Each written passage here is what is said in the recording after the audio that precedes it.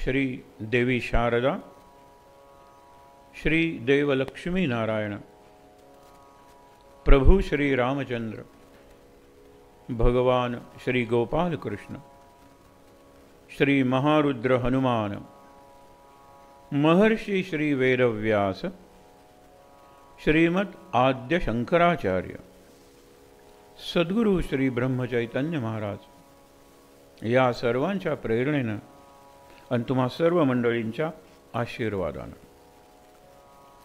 आज चौथा दिवस. काल शेवटची 1-1.5 मिनटं किंवा 2 मिनटं एकदम ब्लॅकआउट झाला. अनेकांनी विचारणा केली, पण कधीकधी यंत्रांनासुद्धा मूड असतो आणि ती त्यांच्या मूडप्रमाणे वागतात. परवा अर्धा भागच प्रवचनाचा नाही, पण नंतरचा अर्धा भाग झाला. महाराजांची इच्छा. काल शेवटची 2 मिनटं, त्या 2 मिनटात कोणता विषय होता तिथून सुरुवात करूया.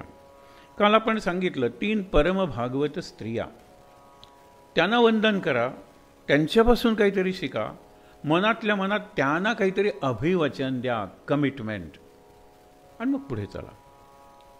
3 स्त्रिया अर्थातच कुंती, द्रौपदी आणि उत्तरा. म्हणजे एका अर्थाने सासूसुना झाल्या, ज्या आपल्याला सिरियल्स आवडतात अगदी. म्हणजे ज्या वेळेला रामायण महाभारत सिरियल्स चालू असतात त्याच्यातही सासवा-सुना आहेत ना, पण ते नंतर बघूया. ह्या आधी बघितल्या पाहिजे. व्रत असल्यासारखं आपण ते बघतो आणि नंतर म्हणतो काही नाही, काही घडतच नाही. 2 महिन्यापूर्वी मी बघितली होती, आता तेच चालू आहे. कथा या शब्दाचा अर्थ काय? आपण भागवत कथामृत म्हणलेलं आहे. कथ्यते प्रकाश्यते इति कथा. म्हणजे ज्या कथेतून प्रकाश बाहेर पडतो, म्हणजे काहीतरी बोध होतो ना. नुसतं मनोरंजन नाही करायचं, कथेमध्ये नुसतं कथन नाही आहे, तर कुठलं तरी उद्बोधन आहे. विशेषतः आपण ज्या पद्धतीचे ग्रंथ अभ्यासतो, आपले आध्यात्मिक ग्रंथ असतात, पुराणं वगैरे, त्या गोष्टी सांगताना त्यातून काहीतरी सुचवायचं असतं, शिकवायचं असतं त्या ग्रंथकारांना. आणि महत्त्वाचे आपले 2 ग्रंथकार म्हणजे वाल्मिकी आणि व्यास. त्यांना नक्कीच मानवतेबद्दल कणव किंवा करुणा होती. तर कुंतीचं आपण बघितलं, कुंतीचं मागणं काय होतं की कृष्णा, तुला मी मागितलेलं काही हवंच असेल तर मला तू काय दे? संकटांचा वर्षाव आम्हा सर्वांवर सतत घडू दे, विपद संतून शाश्वत. तो म्हणतो काय मागतेस? तत्र तत्र जगद्गुरू. मागे आपण एक प्रसंग बघितला होता. हा प्रसंग बाबा स्वतः सांगायचे. बाबा म्हणजे बाबा बेलसरे, की एक तरुण जोडपं होतं, ज्यांना मूल झालं होतं, जे काही महिन्यांचं होतं, आणि दोघंजणं दिल्लीला होते त्यांच्या PhD रिसर्च म्हणजे संशोधनाच्या संदर्भात. आणि दोघांनाही ते पूर्ण झाल्यानंतर अमेरिकेत जायचं होतं. त्यातला जो नवरा असतो म्हणजे जावई त्यांचा, त्याचं लवकर होतं, तो जातो. नंतर हिला सांगतो लवकर कर, कारण व्हिजा वगैरे आपल्याला व्यवस्थित मिळालेला आहे, लगेचच फायदा करून घेतला पाहिजे, लवकर संपव. ते मूल जे त्यांच्याबरोबर असतं, ती आपल्या आईला बोलवते हैदराबादहून. हे हैदराबादचे लोक. तर आई येते, पण तरीसुद्धा मूल आहे म्हणल्यानंतर मन गुंतणार त्याच्यात, काही ना काहीतरी वेळ जाणार, थोडंसं डिस्ट्रॅक्शन होणार. म्हणून ती आईला काय सांगते, आई काही दिवसांचा प्रश्न आहे, मला हे पूर्ण करायचं आहे, मग मी जाईन त्यांच्याबरोबर काम करायला. तर ह्याला घेऊन जातो. तर ती म्हणते की मी कधीच विमानाने एकटीनं प्रवास वगैरे केलेला ना, तर ते धाकटी मुलाची जबाबदारी. ती म्हणाली सगळ्यात सोपं असतं. एअर होस्टेसला जर सांगितलं आणि सांगितलं की यावेळेला दूध, यावेळेला पाणी, आणि तसं बघितलं तर 2-2.5 तासांचा प्रवासही काही जास्त नाही, ती सगळी काळजी घेईल, तू चिंताच करू नकोस, तुझ्या समोर मी तिला सांगते. ती म्हणते की काही नाही, granny and the grand child we will take care, तुम्ही शांतपणे जा. चांगलं होतं. मूल अगदी हसत खेळतंय वगैरे. तिला दिलं होतं सगळं, हे दूध त्यावेळेला द्यायचं, ते त्यावेळेला द्यायचं, त्याप्रमाणे चाललं होतं. ज्यावेळेला हैदराबाद जवळ यायला लागलं, म्हणजे आंध्र प्रदेशात प्रवेश केला विमानाने, तेव्हा हवा एकदम विचित्र झाली आणि ज्याला ट्युमल्ट्युअस म्हणतात ना, तशा प्रकारची झाली.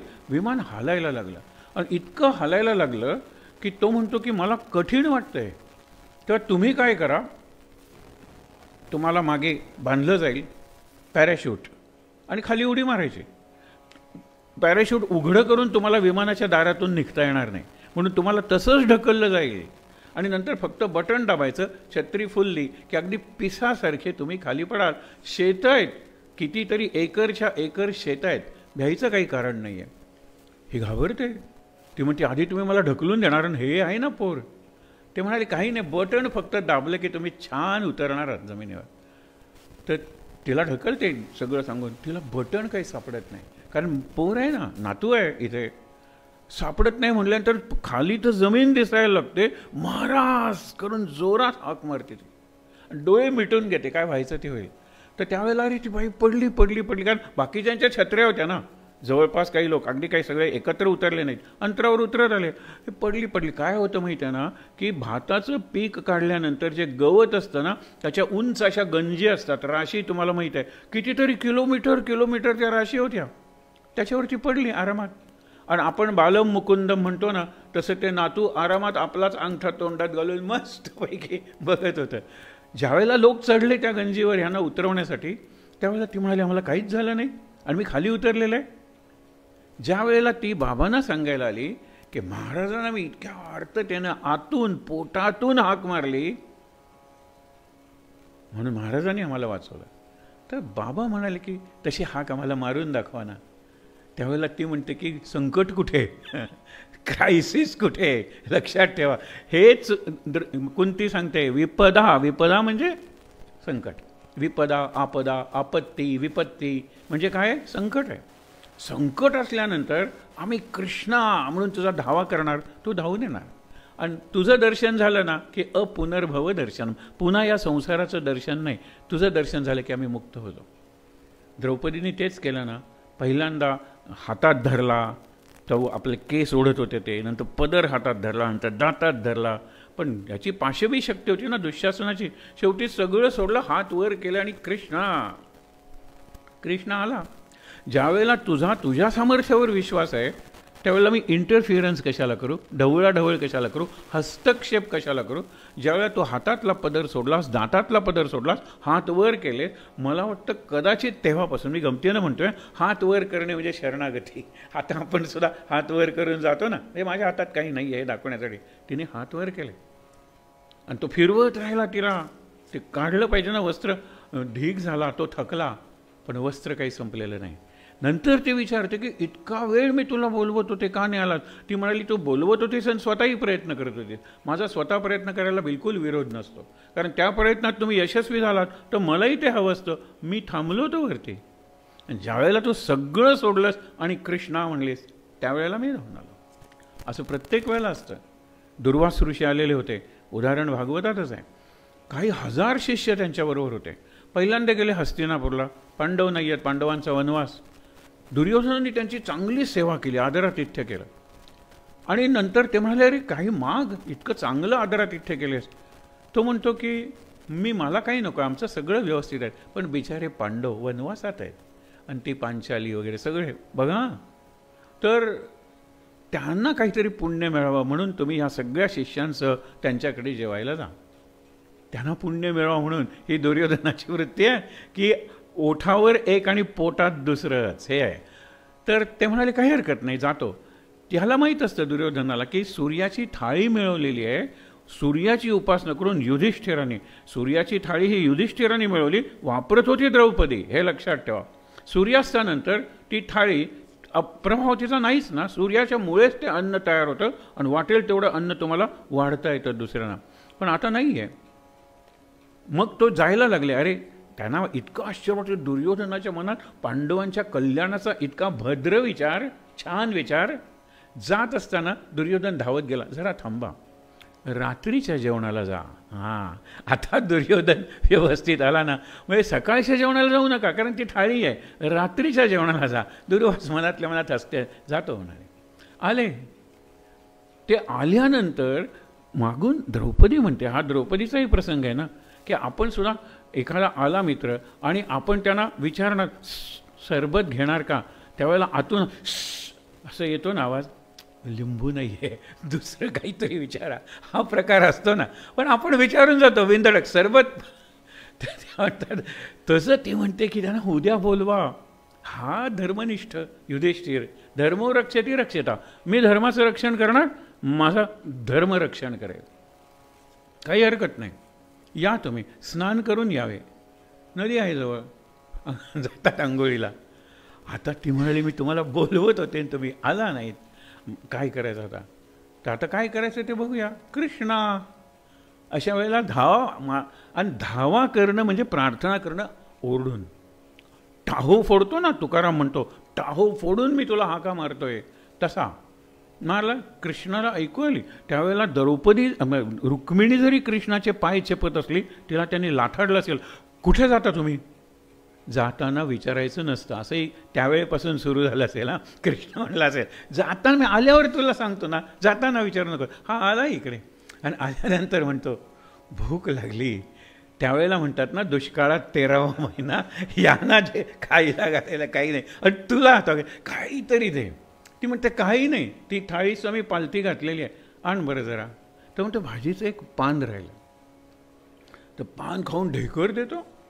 हे ढेकर दिल्यानंतर एका पुराणात आणि पौराणिक रंगवून सांगतात म्हणून ती नदी होते ती आमरसाची होते आणि हे आचमनं घेतच राहतात.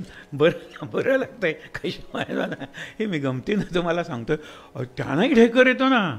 ब्रह्मांड हे तृप्त झाले. सद्गुरूंनी ज्यावेळेला खाल्लं आणि सद्गुरू तृप्त झाले त्यावेळेला ब्रह्मांड हे तृप्त झाले, सगळेजण तृप्त झाले, ढेकर देत आहेत. आता कसं सांगायचं? दुर्वासाने ढेकर आल्यावरती म्हणाले की त्या सत्पुरुषांनी अन्न वाढून ठेवलेलं असेल, अन्नाचा अपमान होईल आणि शिवाय त्याला काहीतरी वाटेल ना, आपण या अंधारात तोंड काळं करूया म्हणून ते आलेच नाहीत. आणि हा वाट बघतोय अजून कसे आले नाहीत, अजून कसे आले नाहीत. भीमा जाऊन बघ. कृष्ण म्हणतो ते येणार नाही आहेत, चिंता करू नकोस. आता ह्याचा अर्थ काय असं जर सांगितल्यानंतर आम्ही सहज मुलांना एकदा विचारलं, सर द्रौपदी थाळी नीट घासत नव्हती. आता असं जर तुम्ही इतका विचार करायला लागलात तसं, अरे जो एक पान खाऊन सगळ्या ब्रह्मांडाला तृप्त करतो त्याला तिथे काही पान चिकटवता म्हणजे तयार करता येणार नाही.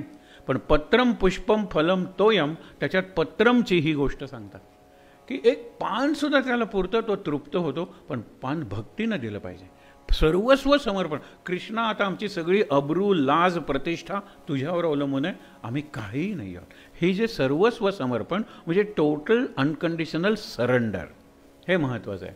पूर्ण शरणागती, विना अट विना शर्त शरणागती, मग देव पोचलाच तुमच्याकडे. हे महत्त्वाचं आहे. हे का सांगितलं? कारण ही सगळी पात्र आहेत ना, आज आपण त्यांच्याबद्दलच बघतोय. तर कुंतीनं ते मागितलं, कुंतीचं मागणं महत्त्वाचं आहे. धाडस लागतं त्याला. मग तुकाराम म्हणायचे ना, मुलगा झाला कृपा पांडुरंगा, मुलगा गेला कृपा पांडुरंगा. आपल्याला वाटतं गेला तर कृपा काय, म्हणून आपल्यासाठी इच्छा हा शब्द आहे की नाही. मुलगा झाला इच्छा पांडुरंगाची, मुलगा गेला इच्छा पांडुरंगाची. हे आपलं कृपा फक्त तुकाराम म्हणू शकतो, कारण त्याला ते पुढचं सगळं दिसत असतं. तर हे लक्षात घ्या. कुंतीनं ते मागितलं. द्रौपदीने मुच्यताम मुच्यताम एष, ह्याला अश्वत्थाम्याला आधी सोडून द्या, आत्ता सोडून द्या, लगेच सोडून द्या बरं, हे तिचं म्हणणं होतं. मागणं काय? कुंतीचं संकटांचा वर्षाव. म्हणणं काय हिचं, हिला आत्ता सोडून द्या, कारण मी जशी रडते, माझी 5ही मुलं मेल्यामुळे, तशी ह्याची आई रडू नये, कारण हा आईचा एकुलता एक मुलगा आहे आणि शिवाय तो गुरुपुत्र आहे ना, द्रोणाचार्यांचा मुलगा आहे, द्रोणाचार्य गुरु आहेत, सोडून द्या.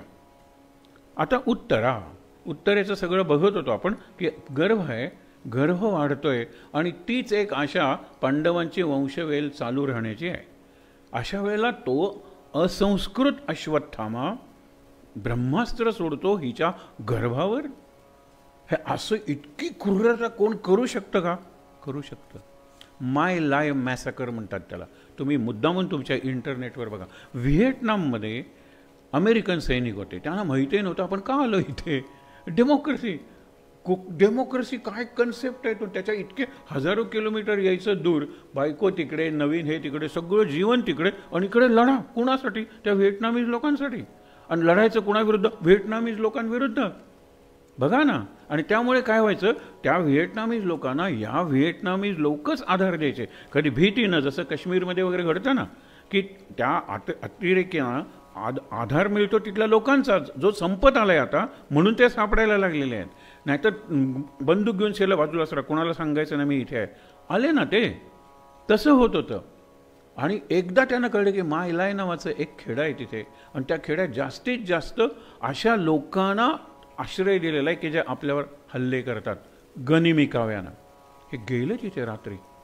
सगळ्यांना सांगितलं तुमच्या घरात जर कोणी असे अतिरेकी वगैरे असतील त्यांना बाहेर काढा, आणि नाहीतर आम्ही घुसून सगळ्यांना मारू. आणि त्यांना तो हिस्टेरिया चढला होता. एक म्हणजे का लढतो याचं उत्तर मिळालं पाहिजे. जे उत्तर आता चीनी सैनिक जे भाडोत्रे आहेत ना त्यांना मिळत नाही आहेत. मी उगीच आत्ताची उदाहरणं देतो ते एवढ्याचसाठी. पण आपल्या सैनिकांना माहीत आहे, कोण हर हर महादेव म्हणतो, कोण एक वेळा देवीचा जय जयकार करतो. प्रत्येक जी पलटून आहे ना, महाराष्ट्राची पलटून, राजस्थान त्यांचं कुठलं तरी स्टेट गॉड आहे ना, देव आहे ना, ते केलं की ते निघाले पुढे. मी माझ्या देशासाठी लढतोय हा भाव असतो. म्हणून आपल्याला बऱ्याच वेळेला यश मिळालेलं आहे. आणि अमेरिका एवढी बलाढ्य असून सुद्धा एकटी अमेरिका जिथे जिथे लढले तिथे सगळीकडे त्यांना माघार घ्यावी लागलेली आहे. मी तुम्हाला सांगत होतो ते फक्त लक्षात घ्या. ते रात्री गेले तिथे, कुणीही घराच्या बाहेर कोणाला सांगितलं नाही हा अतिरेकी आलेला आहे त्याला बाहेर वगैरे. शेवटी हे घुसले घरात, त्यांनी काढलं, मारलं. आणि बायोनेट असतं ना, पुढे चाकू असतो, तुम्हाला माहीत आहे, गनला पुढे असा चाकू असतो, पूर्वी असायचा, आता सगळंच बदललेलं आहे, AK-47 वगैरे. पण बंदुकीच्या गोळ्या संपल्या तर त्याला नाईफ लावलेला असतो, ज्याला बायोनेट म्हणतात. आणि ते बायोनेट घुसवायचं पोटात. तर ज्या गर्भवती होत्या ना त्यांची पोटं त्यांनी त्या ह्याने फाडली, त्यांचे गर्भ होते. कपडे जसे वाळत घालतात ना तसे क्लोदिंग वायरवर घातले वाळत. हे टाईमनी वर्णन केलं आणि लाईफ नावाचं होतं, त्यांनी चित्र दाखवले. ही डेमोक्रेसी आहे, हे काय चाललंय, हे आपली संस्कृती आहे, आपण हे असं काय करतोय. आणि मग त्यांना ते व्हिएटनामवर वाइंड अप करावं लागलं. म्हणजे इतकं क्रौर्य माणसात असतं. त्यांनी त्याच्या गर्भावर पाठवलेला आहे. हा जो गर्भावर पाठवलेला जे ब्रह्मास्त्र आहे, उत्तरा काय म्हणते हे शिकलं पाहिजे. 3 गोष्टी ती सांगते, अत्यंत संतुलित असं मन आहे तिचं. या क्रायसिस म्हणजे काय, गर्भाचा दाह ब्रह्मास्त्र जवळ यायला लागलेला आहे. गर्भाचा दाह म्हणजे इन्फ्लेमेशन, जळायला लागला असेल तो, जळायला म्हणजे तापायला लागला असेल तो. अशा वेळेला ती सांगते ब्रह्मास्त्राचा मान राख.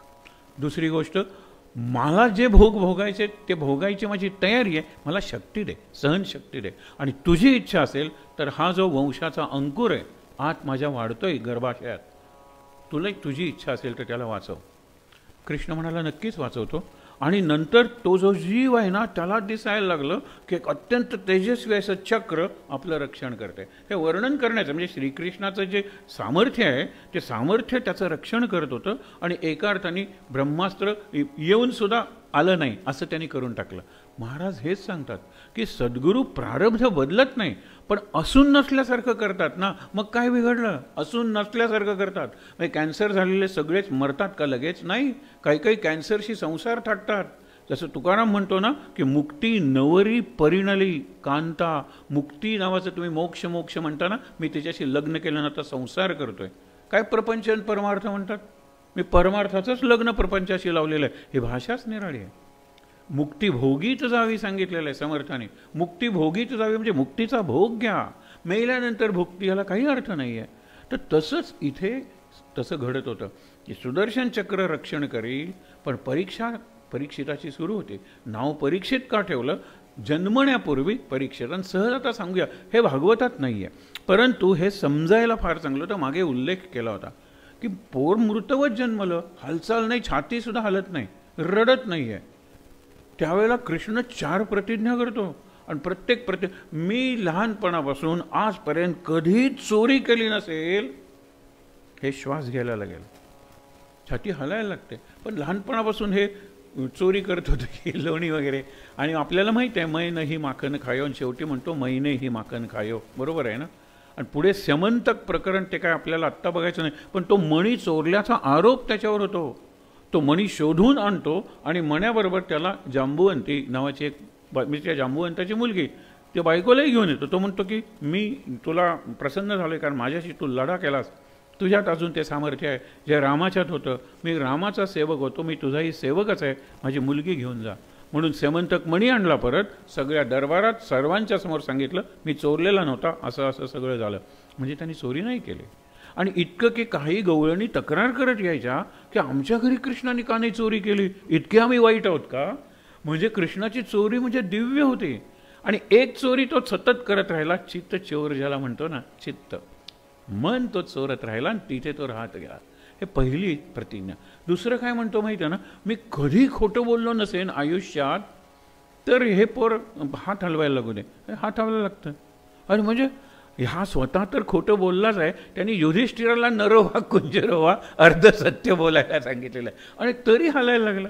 असेल बा कृष्णाचं काय, वरून तो बोलत असेल पण आतून तो सत्यच बोलत असेल, कारण त्यांनी सांगितलं जास्तीत जास्त लोकांचं हित ज्याच्यात असतं त्याला सत्य म्हणायचं. द्रोणाचार्य मरणं आवश्यक होतं, नाहीतर हे युद्ध आपण जिंकलो नसतो.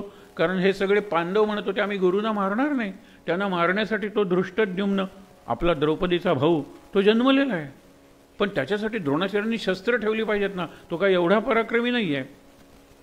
मग त्यांनी सांगितलं की द्रोणाचार्यांनी स्वतःच सांगितलं होतं की अत्यंत प्रिय व्यक्तीबद्दल अप्रिय समाचार आला तर मी शस्त्र खाली ठेवेन. त्यांची प्रिय व्यक्ती अश्वत्थामाच होती.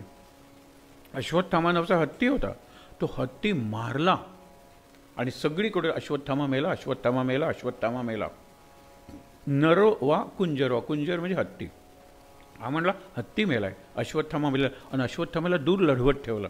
त्यामुळे अश्वत्थामा कुठे कळलं नाही, मेला हे उठवलं.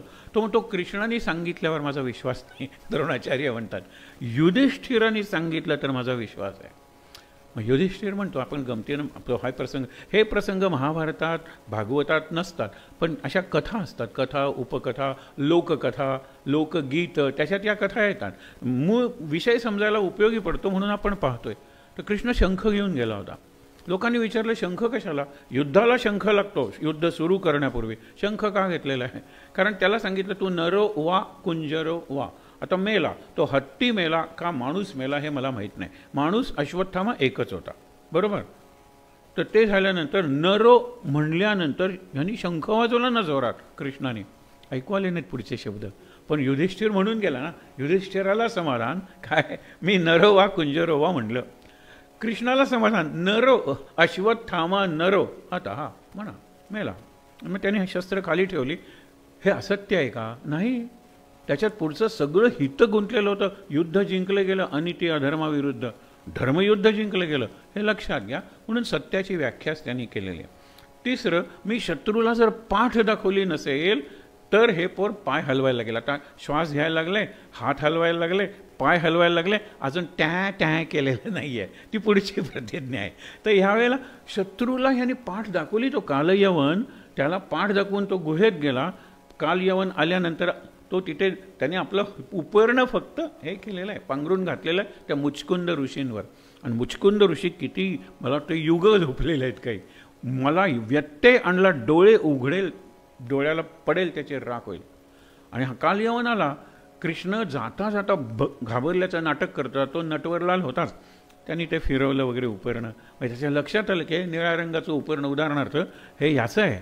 पांघरून घातलं, बिलकुल त्यांना जाग न येऊ देता अलगदपणे. आणि हा मागे लपून बसला दगडाच्या.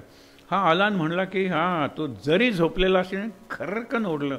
मुचकुंद ऋषींची दृष्टी पडली आणि कालयवनाचे राख झाले. आता इथे संपला नाही प्रसंग. मग जरा त्यांचे डोळे शांत झाल्यानंतर हा पुढे आला. याचं मरण तुमच्याचकडून होतं ऋषीवर, म्हणून तुमच्या झोपेत व्यत्यय आला. पण एक सांग, राम झाला का? ते विचारतात. त्यावेळेला तो म्हणतो राम झाला. आणि विष्णूचा आता पुढचा जो अवतार आहे तो कृष्ण, मी आणि चतुर्भुज हे शंख चक्र गदा पद्म असलेलं दर्शन दिलं त्याला. आणि ते शांतपणे म्हणाले आता माझ्या जीवनाचं कार्य झालं, मी मुक्त होतो. संपलं. त्यानंही मुक्ती दिली, कालयवनालाही मुक्ती दिली. आपल्याला भयापासून, कारण ते शेवटची स्वारी होती या जरासंधाने केलेली. आणि नंतर हे म्हणाले की आता मथुरेवर परत परत स्वाऱ्या होतात, आपण राजधानीच बदलूया म्हणून द्वारकेला आले. सगळं कृष्ण बघायचं नाही. पण मला सांगायचं आहे काय की ज्यावेळेला तिसरी प्रतिज्ञा केल्यानंतर ते पोर पाय हलवायला लागलेलं आहे. चौथी प्रतिज्ञा, मी आजन्म ब्रह्मचारी असेन तर हे पोर रडायला लागेल. आणि ते टॅ टॅ करायला लागलं. लक्षात ठेवा. कारण का की प्रतिज्ञा खरी होती. ते म्हणाले हा 16,108 पत्नी, त्या प्रत्येक पत्नीला त्यांनी महाल दिला होता, ते लग्न केलेलं होतं. आणि त्या काही जणांच्यापासून मुलं झालेली होती कृष्णाला. आणि प्रत्येकाकडून तो मूल झालेलंच आहे ना. रुक्मिणीला काय सत्यभामा हे मुलं झालेली आहेत. हा ब्रह्मचारी कसा? त्यावेळेला नारायण नारायण, कारण हे जरा गूढ आहे ना. नारद म्हणाले इथेच तुम्ही उद्या जमा, उद्या या प्रश्नाचं उत्तर आपल्याला मिळेल. लोकांना वाटलं सस्पेन्स. आणि ते पोर रडायला लागलेलं आहे. म्हणजे पोर आता नॉर्मल झालं ना, परीक्षित नॉर्मल झालेलं आहे. पण हे काय गूढ, खोटी प्रतिज्ञा घेऊन एक कसा खरा इफेक्ट आला. दुसऱ्या दिवशी नारद विचारतात. पहिल्यांदा म्हणाले सत्यभामेपासून सुरुवात करूया. रात्री काल कृष्ण म्हणजे माझ्याच महालात होता. रुक्मिणी काल कृष्ण कुठे होता? ती खोटी बोलते असं मी म्हणत नाही, पण तो माझ्या अंतःपुरात होता. अंतःपुरात म्हणजे बेडरूममध्ये, हल्लीच्या. जांबुवंती तू सांग वगैरे, या असं काय म्हणतायत? तो माझ्या मंचकावर होता. मंचक म्हणजे पलंग, कॉट, त्याच्यावर होता. प्रत्येकजण सांगताय. नारदांनी ओरडून विचारलं त्यांना, आणि त्या 16,108 कोरसमध्ये म्हणाला, खोटं बोलताय त्या. कालच्या सूर्यास्ताच्या शेवटच्या किरणापासून आजच्या सूर्योदयाच्या पहिल्या किरणापर्यंत माझ्याकडे होता कृष्ण, माझ्याकडे होता, माझ्याकडे होता. नारद म्हणतात, म्हणजे खरा कृष्ण कुणाकडे होता? हे जे सगळे कृष्ण आहेत ना, कृष्णाच्या कॉपीज हल्लीच्या त्या प्रती आहेत, ज्याला आपण म्हणतो की छाया कृष्ण होता, काया कृष्ण नव्हता. आणि ब्रह्मचर्याचा संबंध कायेशी आहे, छायेशी नाही आहे. कृष्ण ह्या सगळ्यापेक्षा निराळा आहे, सगळ्यांशी संसार करेल, एकाच वेळेला अनेक ठिकाणी तो उपस्थित असेल. आणि म्हणून त्याचं ब्रह्मचर्य हे इंटॅक्ट, म्हणजे आपण म्हणतो ना अगदी कायम राहिलेलं आहे लहानपणापासून. आपण म्हणतो ना आजन्म ब्रह्मचारी. आणि मग त्यांना कळलं की ब्रह्मचर्याचा हा अर्थ आहे. बऱ्याच गोष्टींचा संबंध आपण शरीराशी आहे ना, तो मनाशी लावतो, बुद्धीशी लावतो आणि दुःखी होतो. हा आपण विचार पहिल्यापासून घेतलेला आहे. म्हणून उत्तरेने जे मागितलेलं आहे की माझी हरकत नाही, मला भोग भोगायला शक्ती दे रे, तुझी इच्छा, हे लक्षात ठेवा, तुझी इच्छा असेल तर याला जगव. आणि ब्रह्मास्त्राचा प्रभाव निष्प्रभ करून लोकांचा विश्वास बसणार नाही ब्रह्मास्त्रावर यापुढे. तू त्याला न्यूट्रलाइज म्हणतो ना, त्याचा प्रभाव निष्प्रभ करू नकोस. हा झाला. ह्या 3 स्त्रियांचं दर्शन घेतलं. प्रत्येकीने आपल्याला काही ना काहीतरी दिलेलं आहे. खूप मोठे चरित्र आहेत यांचे. आपण आवश्यक तेवढा भाग बघितलेला आहे. भागवतात जो भाग आला आहे तो हाच आलेला आहे की अश्वत्थाम्याला सोडून दे म्हणाली द्रौपदी इथे आहे, संकटांचा वर्षाव करून अशी ही तिथे आहे, आणि ह्या सगळा दाह सहन करणारी आणि कृष्णाला प्रार्थना करणारी उत्तरासुद्धा इथे आहे. आता निरनिराळ्या भागवतांच्या प्रतीमध्ये किंवा निरनिराळे हे जे लोक भागवत सांगतात किंवा त्यांचे ग्रंथ आहेत, तपशील निरनिराळे असतात, परंतु तत्व एकच असतं. म्हणजे आपण म्हणतो ना, the principal or the value remains the same, details change, आणि ते चेंज होणारच आहेत, त्याच्यात काही नाही. इकडे हे नाव सांगितलं, तिकडे ते नाव, असं तुम्ही विचार करू नका.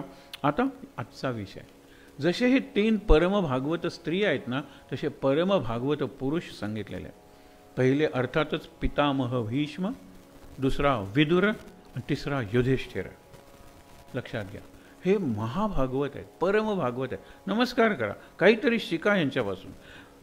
भागवताच्या सुरुवातीला एक प्रसंग येतो, युद्ध संपेपर्यंत महाभारत आहे आणि त्याच्यानंतर बरंचसं भागवत आहे, हे लक्षात घ्या. आता कृष्णाचं वर्णन करताना सगळे प्रसंग परत आलेले आहेत, दशमस्कंध आपण ज्याला म्हणतो. पण इथे लक्षात घ्या, हे झाल्यानंतर भीष्म काय आहेत, आता इच्छामरणी आहेत, आणि ते काय करणार आहेत, ते आपला देह सोडणार आहेत. वाट बघतायत कशाची? उत्तरायणाची. ही उत्तरायणाची वाट बघताना भीष्माचार्य शरपंजरी पडलेले आहेत. आता भीष्माचार्यांच्याबद्दल थोडंसं बघायला पाहिजे, मग कळेल की हे शेवटच्या क्षणापर्यंत वासुदेव वासुदेव वासुदेव, कृष्णाला ते वासुदेव म्हणायचे. आणि वासुदेव का, याचं उत्तर आहे, वसू 8 आहेत. 8 दिशांना वसून असलेलं जे देवत्व किंवा ईशत्व आहे, स्वामित्व, प्रत्येक दिशेचं, असे 8 वसू आहेत. आणि वसू म्हणजे हे वसू, गंधर्व, यक्ष, या सगळ्या ज्या गोष्टी आहेत ना, या सगळ्या या माणसापेक्षा वरच्या अशा पातळी आहेत, ते वसू. आणि वसू एकदा आलेले होते, आले असतील जलक्रीडा करायला, नंतर शिकार वगैरे केली असेल, त्यांना भूक लागली. वसिष्ठांचा आश्रम होता, त्यांच्याबरोबर आणखीनही काही सैन्य किंवा असेल. त्यांनी विचार काय केला, लक्षात ठेवा, की जर या ऋषींच्याकडे असेल आपण, तर आपण इथे भोजन करूया. ऋषींना सांगितलं. ऋषी म्हणाले की अरे तुम्ही स्नान करून या. म्हणाले आम्ही स्नान करून आलो. बसा, तुम्हाला इच्छा भोजन देतो, कुणाला काय पाहिजे ते सांगा. अत्यंत यथेच्छ आणि यथेष्ट जेवले. आणि नंतर विचारतात ते वसू की तुमच्याकडे एवढी सामग्री होती आम्हाला जेवण घालणं, आणि इतकं पटकन जेवण कसं केलं, कसलं स्वयंपाकघर आहे तुमचं? त्यावेळेला त्यांनी सांगितलं, काही नाही, नंदिनी ही कामधेनूची संतती, कामधेनू आहे माझ्या आश्रमात, आणि तिला किती जणांचं ती अन्न तयार करू शकते, पाहिजे ते तयार करू शकते. कामधेनू आहे, तुम्ही कामना व्यक्त करा आणि ती पुरवते. अशा वेळेला काय की ज्या वेळेला हे कामधेनू आता तुम्हाला कशाला पाहिजे, आम्ही घेऊन जातो. ऋषींच्या आश्रमात कशाला, कधीतरी तुमच्याकडे कोणीतरी येणार, आम्ही घेऊन जातो. त्यावेळेला ते म्हणाले, नंदिनी, सुरभी, कामधेनू, या सगळ्या कामधेनू आहेत. तुम्हाला एक सहज गंमत सांगतो. तुम्हाला आता लोक तुम्ही सगळे टेक्नोसेव्ही आहात, तुम्हाला सगळे हे माहीत असेल, पण सहज म्हणलं की कामधेनू मला सुरभी नावच आठवेना पहाटे. मला नंदिनी आठवलं, हे आठवलं, सुरभी नावाचा एक टीव्हीवरचा कार्यक्रम हेही मला आठवत होतं. तर सहज आपलं कामधेनू केल्यानंतर केवढी माहिती हो कामधेनूवर आहे.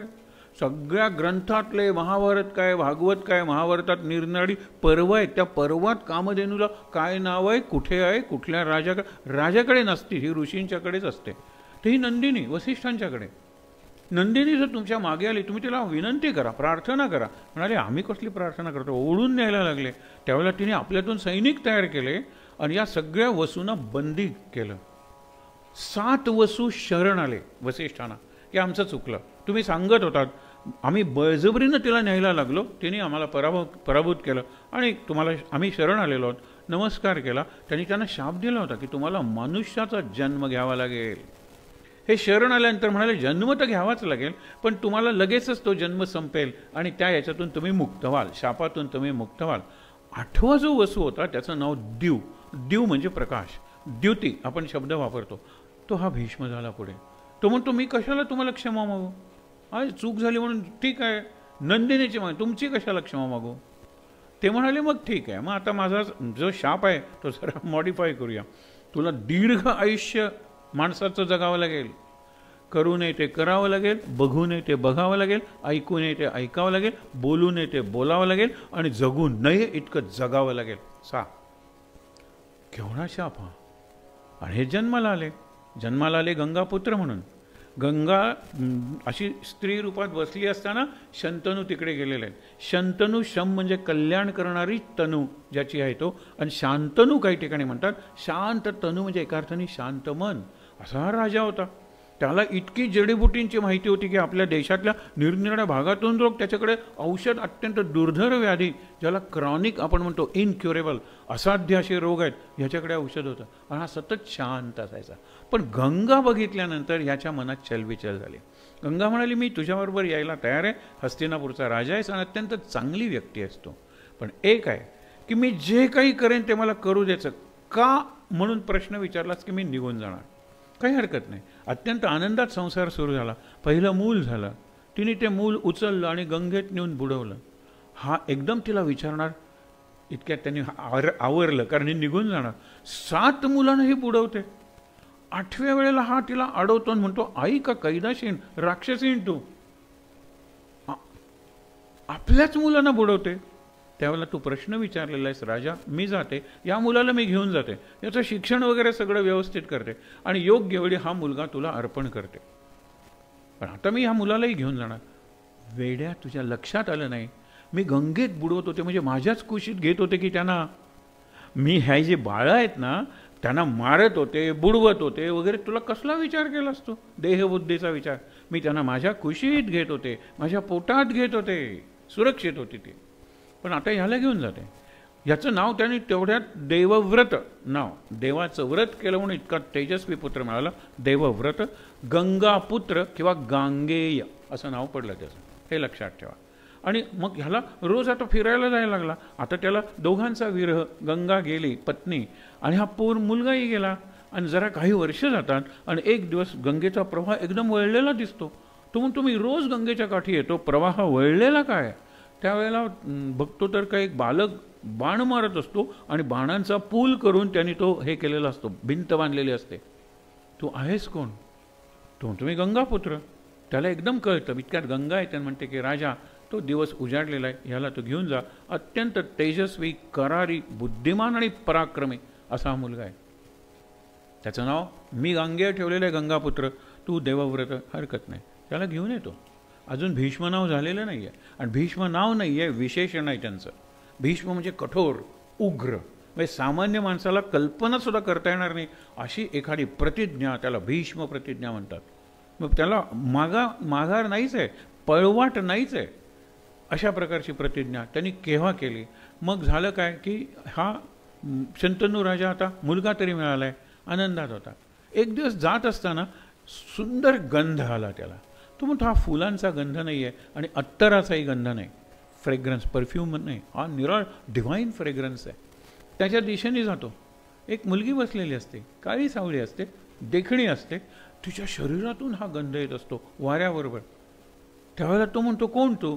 मग ती सगळी कथा आपल्याला बघायला नको. पराशर ऋषी एकत्र आलेले असतात आणि लग्नापूर्वी ही सत्यवती हिचं नाव, ती दाशराजाची म्हणजे त्या कोळ्यांच्या राजाची मुलगी असते आणि शेवटी दोघांचं मिलन होतं, मुलगा होतो. लग्नापूर्वी जे कर्णाचं झालं आणि कुंतीचं ते सत्यवतीचं आणि व्यासांचा जन्म झालेला आहे. आणि गंगेत अशी छोटी बेटं आहेत, त्या बेटावर ह्याला वाढवलं आहे आणि दासी वगैरे सखी वगैरे आहेत. आणि असं करून नंतर लग्न झालं त्याची. त्या तिच्या वडिलांनी अट घातली आणि हिची तीच अपेक्षा होती, तुला आधीच एक मुलगा आहे भीष्म, सर्व दृष्टीने राजा व्हायला योग्य आहे तो, बरोबर. मग माझ्या मुलीने लग्न केलं आणि तिला मुलं झाली तर तिने भीष्माची नोकरी करायची, भीष्माच्या हाताखाली काम करायचं. आमच्या मुलांना जर राज्यावर बसवत असशील तर ही लग्न करायला तयार आहे. तो म्हणतो, मी म्हणजे मनात मी भीष्मावर अन्याय कशाला करू, भीष्म माझाही लाडका मुलगा आहे आणि आदर्श आहे तो. हा विचार केल्यानंतर उदास होत होतो. सगळ्यांच्या लक्षात येतं. मंत्र्याला राजा फक्त सांगतो की या कारणाचं, तो विचारतो की आपल्याला काही बरं नाही आहे का, अस्वस्थ वाटतंय का? तो म्हणतो, वाटतोय, पण हे कारण आहे, कुणाला सांगणार आहे मी? भीष्माच्याही लक्षात येतं. तो मंत्र्यांना विचारतो, मग विश्वासात घेऊन काहीतरी मार्ग काढूया म्हणून तो सांगतो. हा सत्यवतीकडे भीष्म येतात, तुम्हाला माहीत आहे तो प्रसंग. ते सांगते, एवढंच ना, मग अगदी सोपं आहे ना, मी प्रतिज्ञा करतो की मी लग्न करणार नाही, म्हणून मुलं होणार नाही आहेत मला राज्याला वारस म्हणून, आणि मी स्वतः राज्यावर बसणार नाही, पण या राज्याचं रक्षण मात्र शेवटच्या क्षणापर्यंत करेन, रक्ताच्या शेवटच्या थेंबापर्यंत करेन. आणि म्हणून पांडवांची बाजू न्याय्य असून सुद्धा हस्तिनापूरच्या सिंहासनाशी यांनी आपली निष्ठा, लॉयल्टी वाहून टाकलेली आहे, म्हणून शेवटपर्यंत ते तिथे राहिले. ही जी त्यांची प्रतिज्ञा होती, त्यावेळेला पंचमहाभूतातून आवाज आला, भीष्म भीष्म भीष्म भीष्म भीष्म भीष्म. लोक त्यांना भीष्म म्हणायला लागले. पुढे ते वयाने मोठे होते म्हणून पितामह झाले, आजोबा, आणि वागत होते आपण सांगतो त्याप्रमाणे म्हणून त्यांना आचार्य म्हणायला लागले. भीष्म, भीष्माचार्य, भीष्म पितामह. त्यांचं खरं नाव लोकांच्या विस्मरणातच गेलं. देवव्रत किंवा गंगापुत्र असा हा महान होता, पराक्रमी तर होता. सगळं भीष्मचरित्र आपल्याला पाहायचं नाही आहे. फक्त भागवतात भीष्माचार्यांचं जे मरण आहे ते मरण वर्णन केलेलं आहे. ते करण्यापूर्वी आपण आणखीन एक गोष्ट बघूया. भीष्माचार्यांना वसू होते ना, ते आधीच्या जन्मात वसू, आणि शापित वसू म्हणून जन्मलेला आहे. तर त्या वसूंचा जो देव त्याला वासुदेव. वासुदेव म्हणजे वसुदेवाचा मुलगा. तर मग पहिला मुलगा, मोठा मुलगा जो बलराम आहे तोही वासुदेवच आहे की, संस्कृतच्या भाषेच्या अर्थाप्रमाणे तोही वासुदेव आहे. आणखी तिसरा मुलगा असता तोही वासुदेवच झाला असता. वसुदेवाचा मुलगा म्हणून हा वासुदेव नाही आहे. तर सगळे वसू म्हणजे सगळीकडे वसून असलेलं जे ईश्वरत्व आहे ना, त्याचा हा स्वामी आहे. हा साक्षात परमेश्वर आहे वासुदेव. आणि एक सहज जाता जाता सांगतो, आणखीन दोन व्यक्ती, वासुदेव हे पद आहे, जसं राष्ट्रपती पद वगैरे असतं, त्याच्यासाठी प्रयत्न करत होता. एक शिशुपाल मारलं त्याला, आणि दुसरा पौंड्रक वासुदेव, तो वासुदेवच म्हणायचा, सगळं सांगत बसत नाही, त्यालाही कृष्णाने मारलेला आहे. एकच मी वासुदेव आहे. भीष्म त्याला कायम वासुदेव म्हणायचे. आता युद्ध सुरू झालं. युद्ध सुरू झाल्यानंतर भीष्माने प्रतिज्ञा केलेली होती. काय प्रतिज्ञा केलेली होती? की माझ्यासमोर स्त्री म्हणून जन्मलेली किंवा स्त्री असलेली आली, मी शस्त्र खाली ठेवेन, मला कुणीही मारावं. हे सगळ्यांना सांगितलं होतं. सगळ्यांना माहीत होतं. आणि पांडवांनी विचारायला गेलो होते त्यावेळेला यांनी आपल्या मृत्यूचं सिक्रेट सांगितलं होतं प्रत्येकाने. तर त्यामुळे काय झालं की आता पुढची गोष्ट आपल्याला बघायला नको. एक लक्षात घ्या, हे सेनापती झाले कौरवांच्या सैन्याचे. 9 दिवस यांनी प्रचंड हे केलं, सैन्याचा संहार केला. पण पांडवांना मी मारणार नाही, कारण जसे तुम्ही कौरव माझे नातू तसेच पांडवही माझे नातू. मग काय उपयोग आहे?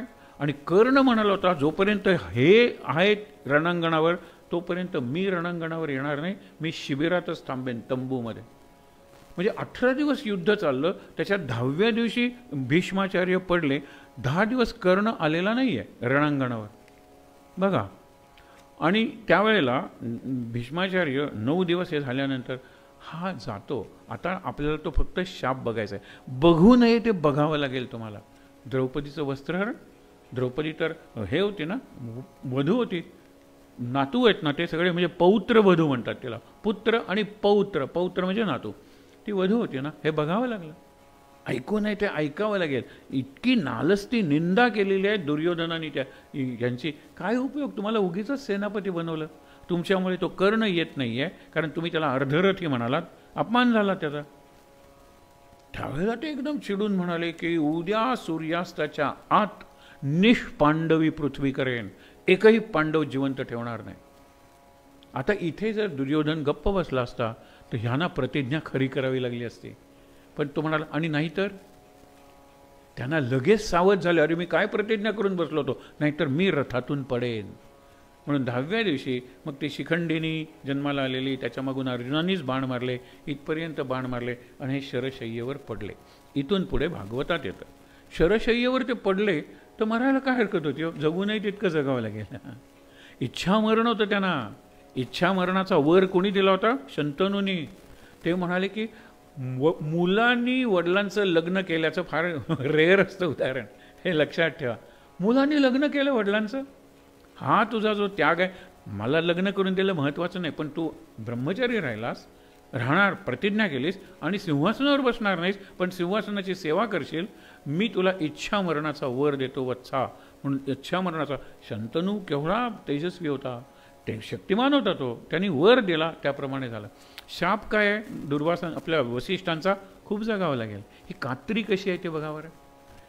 इच्छा मरण वाटेल तर ज्यावेळेला द्रौपदीचं वस्त्रहरण होतं त्यावेळेला त्यांनी ठरवलं असतं तर लगेच मेले असते ना. म्हणजे आपण गमतीनं म्हणूया स्विच ऑफ, मेले. नाही, सगळं पुढचं बोलू नये ते बोलावं लागेल, करू नये ते करावं लागेल, करू नये ते करावं लागलं. कौरवांच्या बाजूने युद्ध करावं लागेल, ऐकू नये ते ऐकावं लागेल. दुर्योधनाने त्यांना जे ऐकवलं ना ते ऐकावं लागेल. बघा, हे सगळं जगू नये तितकं जगावं लागेल. हे शरशय्येवर पडल्यानंतर सुद्धा युद्धाचा निर्णय काय लागतो. एवढं सगळं केलं, कृष्ण त्या बाजूनी आहे. इथे बारकावा भागवताच्या दृष्टीने सांगण्यासारखं आहे. कृष्णाने प्रतिज्ञा केली होती काय? न धरी शस्त्र करी मी, गोष्टी सांगेन युक्तीच्या चार. मी हातात कुठलंही शस्त्र धरणार नाही. म्हणून दुर्योधनाने सैन्य मागितलं ना, याला सुदर्शन चक्र जर मी घेऊन उभा असेल तर कृष्णच मागितलं असतं ना त्यांनी. मी सुदर्शन चक्र नाही, माझी कौमुदिकी गदा नाही आणि शारंग धनुष्य नाही, हे 3 आयुध आहेत कृष्णाचे, मी वापरणार नाही. मग काय बासरी वाजवणार रणांगणावर? काय करणार? का नृत्य करणार? रासनृत्य तसं नाही. म्हणून मला कृष्ण नको, पण गोष्टी सांगेन युक्तीच्या चार. पण भीष्माचार्यांनी प्रतिज्ञा केली होती, तुला तुझी प्रतिज्ञा मोडायला लावतो. गंमत बघा, प्रतिज्ञा मोडायला लावतो. आणि प्रतिज्ञा मोडायला लावतो. काय झालं? 9व्या दिवशी ह्यांनी इतके हाल केले कुणाचे? युधिष्ठिराच्या रथाचे. युधिष्ठिराला मारणे, जखमी केलं असेल, पण त्याचं हे आपण ध्वज होता तो कापला, 2 चाकं हे केली, जर्जर करून टाकला रथ. आणि कसा बसवतो तिथे होता, रथाचं चाक जे निखळलं होतं, कृष्ण खाली उतरला, एकदा चाबूक घेऊन त्यांच्यावर गेला आणि एकदा चाक घेऊन गेला. पण ते चित्र बघतो ना, हातात रथाचं चाक आहे, तो धावून जातोय भीष्माचार्यांवर. तेव्हा भीष्माचार्यांनी हात जोडलेले आहेत. लोकांना आश्चर्य वाटलं की हा चक्र घेऊन मारायला येतोय आणि हे हात काय जोडत आहेत. कारण चक्र घेऊन मारायला आलेला हा छायाकृष्ण होता. खरा कृष्ण अर्जुनाला, युधिष्ठिर नाही, अर्जुनाला सांभाळत रथात होता उभा. ते म्हणाले, माया ही सगळी तुझी. पण एक खरं आहे की भक्ताची प्रतिज्ञा खरी व्हावी म्हणून भगवंत स्वतःची प्रतिज्ञा मोडतो. लक्षात ठेवा, भक्त कोण? आमचे भीष्माचार्य. त्यांची प्रतिज्ञा खरी व्हावी, मी तुला हातात शस्त्र धरलं. आणि हा इतका हुशार आहे कृष्ण. म्हणलं तर चाबूक काय शस्त्र आहे, चाक काय शस्त्र आहे, सुदर्शन चक्र आहे, पण रथचक्र हे काही शस्त्र आहे का? म्हणायला लागलं तर तो कोर्टात सुटला असता युक्तिवाद करून. शस्त्र मी धरलेलंच नाही हातात. पण तरी जो आवेश होता तो बघितल्यानंतर भीष्माचार्याने नमस्कार केला. आणि खरंच लक्षात ठेवा की भक्ताची प्रतिष्ठा, भक्ताची लाज आणि भक्ताची प्रतिज्ञा खरी व्हावी म्हणून भगवंत प्रसंगी आपली प्रतिज्ञा मोडतो, आपली प्रतिष्ठापणाला लावतो. हे भक्त भगवंताचं नातं या प्रसंगातून दिसतं. मग आता त्यांना नेलेलं आहे उचलून भीष्माचार्यांना शिबिरात वगैरे सगळे.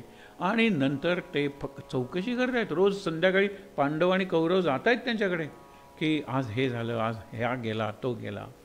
वाईट वाटत होते त्यांना. 8 दिवसांनी युद्ध संपलं. आता त्यांना मरायला काय हरकत होती. पण युद्ध संपलं पण शांती यायला पाहिजे ना. अधर्माचं राज्य गेलं पण धर्माचं राज्य यायला पाहिजे ना. धर्मराज्य युधिष्ठिर, त्याला धर्मराजच म्हणतात. तर ते झाल्यानंतर मग काही हरकत नाही. ते त्याच्यानंतर 54 दिवस जगले असा उल्लेख आहे पडल्यानंतर.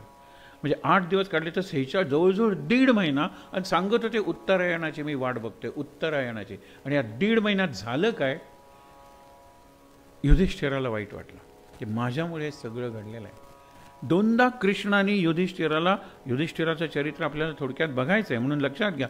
काय सांगितलं, 16 राजकथा सांगितलेल्या आहेत. पहिल्यांदा ज्यावेळेला अभिमन्यू मेला ना, आम्ही सगळेजण रणांगणात असताना आमचा अभिमन्यू मेला म्हणून जाळून टाक तुझं ते गांडीव धनुष्य. हा प्रसंग आपण बघितलाय, तो आत्ता नाही बघायचा. म्हणल्यानंतर अर्जुनाच्या धनुष्याची निंदा केलेली आहे. म्हणलं तर थोडासा तोल गेलेला आहे युधिष्ठिराचा. राग आला ना त्याला, वाईट वाटलं ना त्याला. स्थिर बुद्धी, स्थिर, तरी सुद्धा माणूस आहे ना तो, त्याला वाईट वाटलेला आहे. आणि तो म्हणतो युद्ध थांबवूया, जाऊ दे, त्यांनी जिंकलं असं जाहीर करा, आपण जाऊया वनात परत. असंच बोलायला लागल्यावर कृष्णाने 16 राजांच्या कथा सांगितल्या. त्याच्यात रामाची कथा आपल्याला माहिती आहे, नळ राजाची. अशा राजांच्या कथा सांगितल्या की त्यांचा कोणताही अपराध नसताना त्यांना खूप भोगावं लागलं. रामाचा काय अपराध होतो, वनवासाला जायतोपर्यंत 16 वर्षाचं आयुष्य, त्याच्यानंतर आणखीन एक 10-12 वर्ष सीतेबरोबर त्यांनी अयोध्येत काढली असतील. काय केलं होतं, लोकांना हवा होता. आणि युवराज प्रदाचा जवळजवळ एकमताने तो युवराज आणि उद्या राजा झाला असता.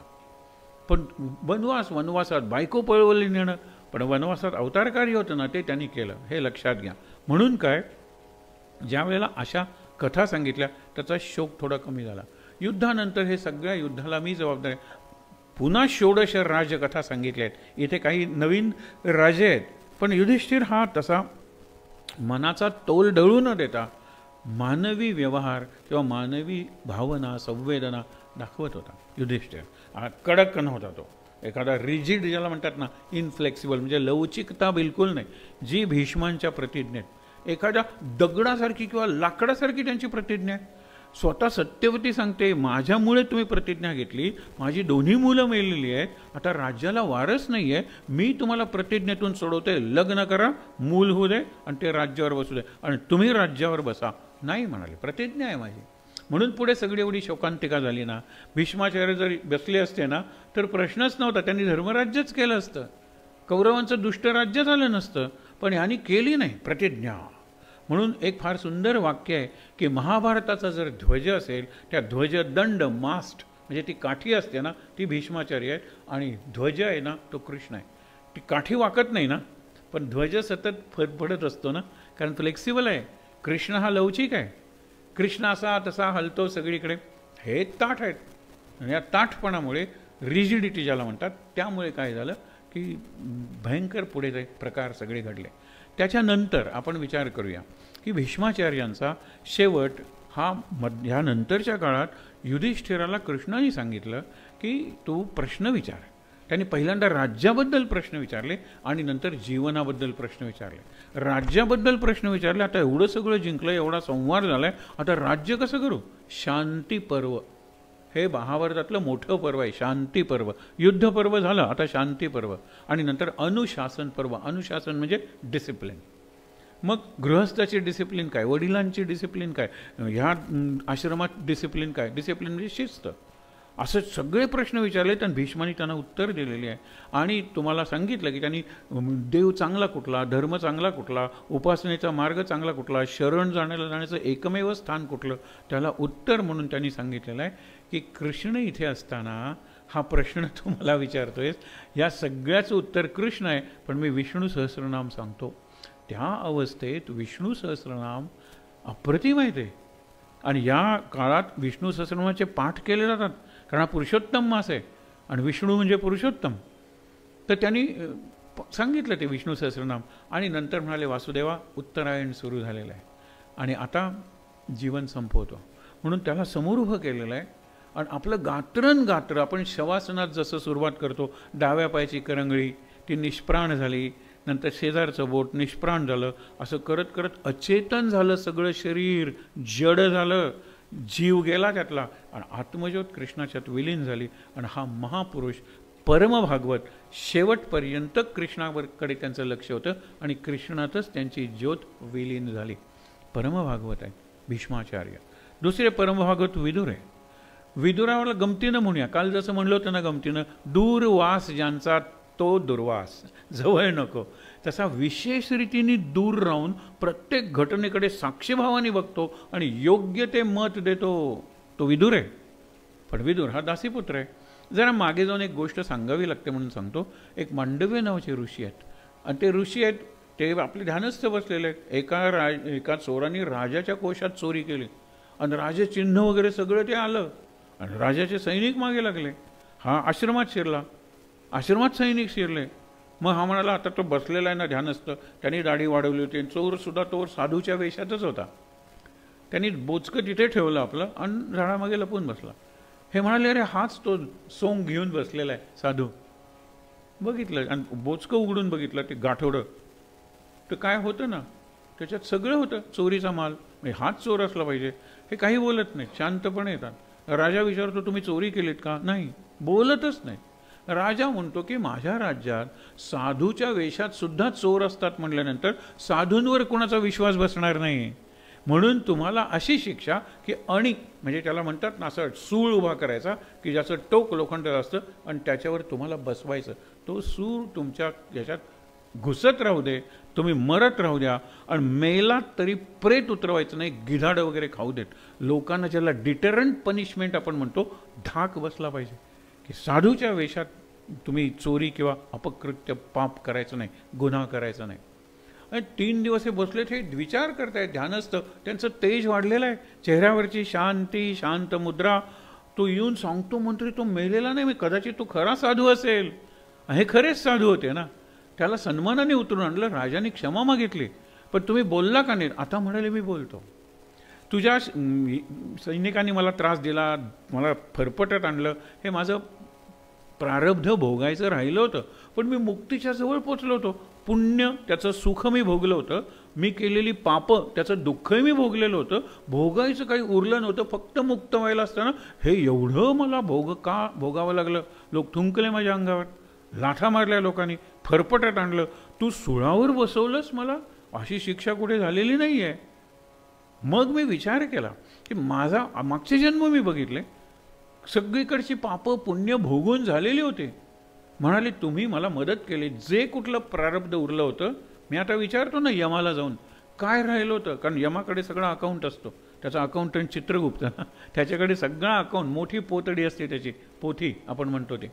काय जातो, हे मांडव्य ऋषी जातात. त्यांना आता अणी मांडव्य म्हणायला लागतात. हां, अणी म्हणजे त्या टोकावर बसून सुद्धा त्यांच्यावर काही परिणाम झाला नाही, तेज वाढलं. अणी मांडव्य जाब विचारायला गेले तर चित्रगुप्त म्हणतोय ना हे झाले झाले झाले झाले. यम म्हणतो मग असं कसं भोगायला लावलं, आपल्या ह्याच्यात चूक होत नाही. इतक्यात म्हणतो सापडलं. लहान असताना एका फुलपाखराला पकडलं होतं आणि एक काटा घेऊन त्याच्या पोटातून घातला होता. तो काटा आणि तुमच्या शरीरात घुसत राहिला. बरं वाटलं चित्रगुप्ताला, सापडलं, म्हणजे आपल्याकडून चूक झालेली नाही आहे. त्यावेळेला तो म्हणतो एक चूक झाली. त्यावेळेला माझं वय काय होतं, एक 3-1 वर्षांचं असेल. म्हणजे मला फुलपाखरू म्हणजे कळत नव्हतं, काटा कळत नव्हतं, मी त्याला त्रास देतोय. माझ्या दृष्टीने इट वॉज प्ले, खेळत होतो मी. तरीसुद्धा पाप झालं ना तर त्याची शिक्षा मला अबोध अवस्थेत द्यायला पाहिजे. अबोध वय होतं माझं, मला पाप पुण्य कळत नव्हतं. अबोध अवस्था म्हणजे स्वप्नावस्था, स्वप्नात मला त्याची शिक्षा द्यायला पाहिजे होती. जागेपणे काय दिली आणि मी मुक्तीला इतक्या जवळ पोचलेलो असताना शाप आता तुला. अबोध अवस्थेत तुम्हाला सांगतो आपण शिक्षा बऱ्याच भोगतो. आपण कॉटवरून खाली पडलोय, कड्यावरून कोणीतरी ढकलून दिलेलं आहे. आणि सगळ्यात मला मजा वाटते, लॉटरीच्या एका नंबराने आपली 5 कोटी गेलेले आहेत. हे स्वप्नात, दरिद्री स्वप्न. एम्प्लॉयमेंटला आपण इंटरव्ह्यूला नापास झालेलो आहोत, परीक्षेला ट्रॅफिक जॅममुळे उशिरा पोचलेलो आहोत. या सगळ्या शिक्षा आहेत आपल्याला कुठेतरी लहानपणी केलेल्या पापांच्या, असं समजूया आणि पुढे जाऊया. ज्या वेळेला हा सगळा विचार आपण करतोय विदुराच्या संदर्भात. विदुराचा जन्म दासीच्या पोटी, पण विदुराचे वडील व्यास पिता अत्यंत ज्ञानी आणि माता त्या मनाने ज्ञान, त्याला जीवनाचं ज्ञान असेल पण अशी बुद्धिमत्ता नाही. अशी जी एक प्रकारची संतती होते, आपण यांना दासीपुत्र म्हणतो, पण अनुलोमज आणि विलोमज अशी ती संतती आहे. विषय नको वाढवायला. दासीपुत्र आहेत. त्यामुळे अंधाळा धृतराष्ट्र सिंहासनावर बसायला अपात्र आहे. धृतराष्ट्राला एकदाही राज्याभिषेक झालेला नाही, कारण अपात्रच आहे ना तो. तो फक्त बसला होता सिंहासन रिकामं राहू नये, कारण यांची प्रतिज्ञा ना ताठ, यांना बसू दे, अंधाळा असला तरी मी रक्षण करतो, हे लक्षात घ्या. त्याच्यानंतर विदुर नॉर्म, ह्याला पांडुरोग, ह्या ॲनिमिक, विवर्ण, कोण पांडू, मग हा बसायला योग्य होता, पण तो म्हणतो राज्य वगैरे काही नाही, मला शिकार आवडते, आणि शिकारीनेच त्याला शाप मिळाला, परवा आपण बघितलं. मग काय झाला, विदुर दासीपुत्र आहे, नॉट क्वालिफाईड. मग प्रश्न आला, मग पुढचं नको बघायला. तर विदुर हा इतका बुद्धिमान आहे, कृष्णाच्या तोडीची त्याची बुद्धी आहे किंवा विवेक आहे. कॉन्शियन्स कीपर म्हणतो ना, म्हणजे विवेक सांभाळणारा. तिकडे कृष्ण आहे, कृष्णाचं सगळं पांडवांनी ऐकलं, इकडे विदुर आहे, विदुराचं एकही कौरवांनी ऐकलं नाही. कौरवांनी कशाला, त्याच्या भावानी ऐकलं नाही, धृतराष्ट्राने, आणि शेवटी एका रात्री त्याला बाहेर काढलं. हाच प्रसंग रामायणात विभीषणाला बाहेर काढलेला आहे. आणि दोघांनी आपलं धनुष्य बाण त्या महालाच्या, प्रासाद म्हणतात ना, त्याच्या उंबऱ्यावर ठेवलं आणि निघून गेले. उरलं सुरलं जे पुण्य होतं तिकडे रावणाचं आणि इकडे धृतराष्ट्राचं आणि कौरवांचं ते घेऊन विदुर गेलेलं आहे. तिथेच राहिलेलं आहे एक साध्याशा घरात. विदुर आणि त्याची पत्नी भक्त आहेत, दोघंजण. किती भक्त आहे तो. ज्यावेळेला शिष्टाईसाठी कृष्ण येतो, दुर्योधनाने सगळी व्यवस्था केलेली आहे. तो म्हणतो मी पांडवांचाही नाही आहे आणि मी कौरवांचाही नाही आहे, मी निरोप घेऊन आलेलो आहे. युद्ध करायचं का नाही करायचं, मी विदुराकडे राहणार आहे. ज्यावेळेला हा विदुराच्या घरी जातो, हा प्रसंग भागवत कीर्तनकार वगैरे रंगवून सांगतात, कारण हा भक्तीचा प्रसंग आहे. ज्यावेळेला जातो त्यावेळेला विदुरानी घरात आहे. त्यांची अन्नान्न दशा आहे तशी, फार गरीब आहेत ते. महाभारतातला विदुर आहे तो सरदार आहे, तो सद्वर्तनी आहे, पण तो पराक्रमी आहे. हा निराळाच आहे, हा भक्त आहे, हा परमभागवत आहे. ती घरात जाते, कृष्ण आला दारात, कोणी आहे का. तिला काय वाटलं असेल, कृष्ण आपल्याकडे. मग ती शोधते, तिला त्यातल्या त्यात काहीतरी असं मिळतं, त्याच्याकडे चांगली चटई वगैरे असं काही नाही, त्याच्यावर कृष्णाला बसवते आणि म्हणते की मी कण्या आहेत ना, काही जण हुलगे वगैरे म्हणतात, कण्या मी भात करायला ठेवतो, पण तोपर्यंत तुला म्हणतो मला भूक लागलेली आहे. केळी होती थोडी, तर ही केळी चोलते, सालं कृष्णाला खायला देते आणि केळी आपण खाते. तिला तेवढं भानच उरलं नाही. इतक्यात विदुर येतो आणि तो विदुराने काय करतेस हे.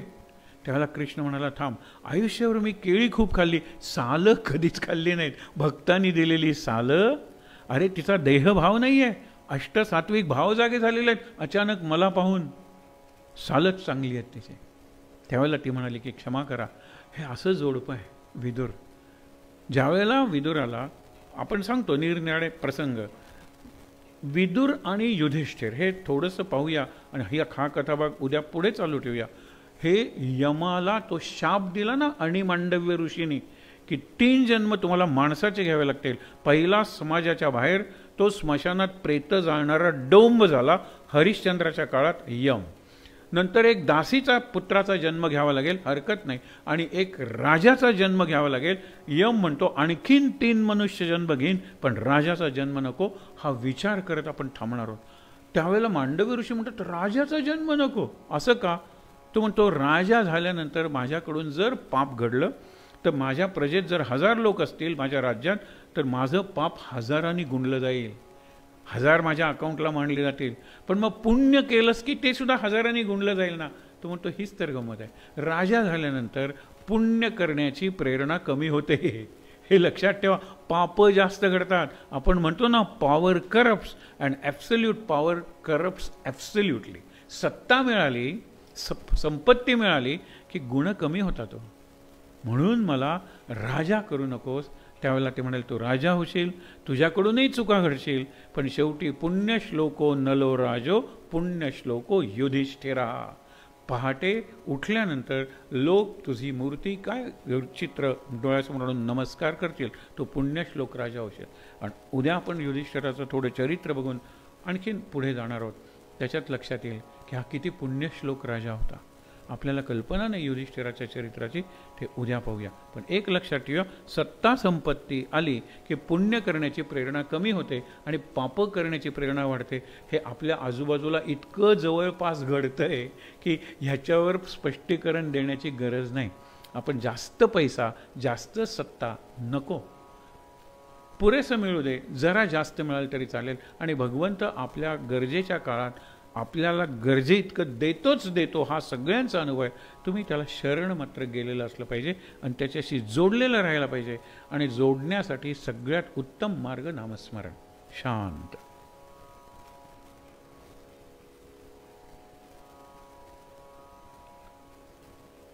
समाधी पाहता समाधान होते, तनु कष्टवी त्यासी आनंद देते, मनी भाविता कामना पूर्ण होती, नमस्कार त्या ब्रह्मचैतन्य मूर्ती.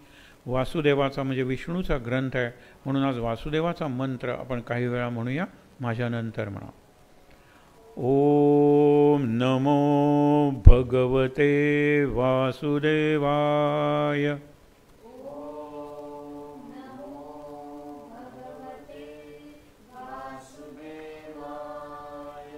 ओम नमो भगवते वासुदेवाय.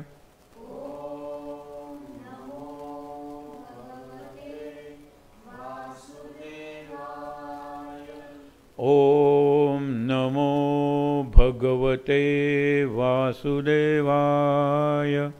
ओम नमो भगवते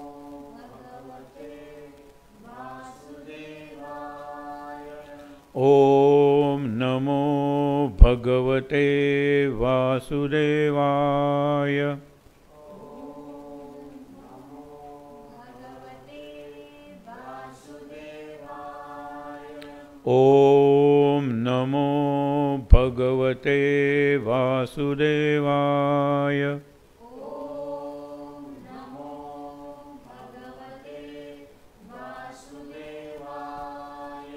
ओम नमो भगवते वासुदेवाय.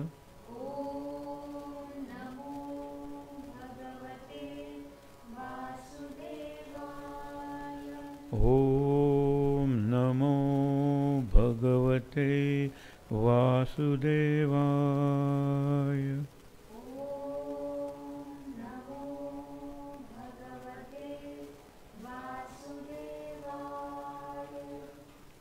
शांत. शक्ती मंत्र म्हणूया. सर्वमंगलमांगल्ये शिवे सर्वार्थसाधिके, शरण्ये त्र्यंबके गौरी नारायणी नमोस्तुते.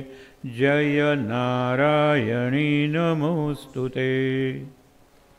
शांतिपाठ.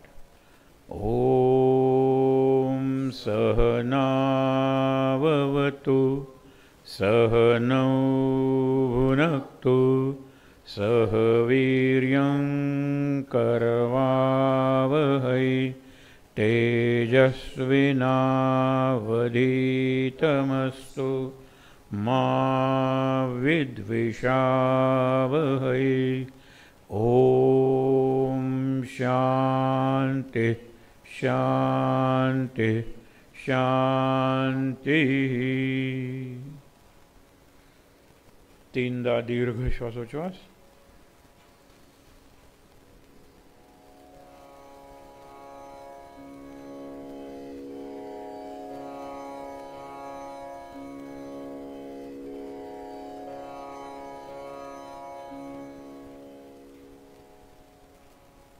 हातावर हात चोळून चेहऱ्यावर आणि डोळ्यांवर चोळूया.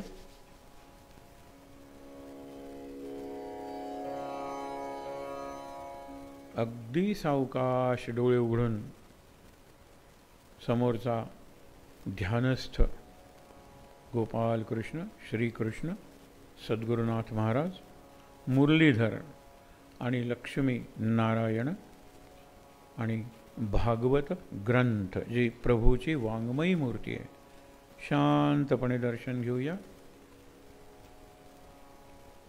आनंद.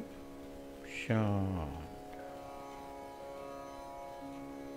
महाराज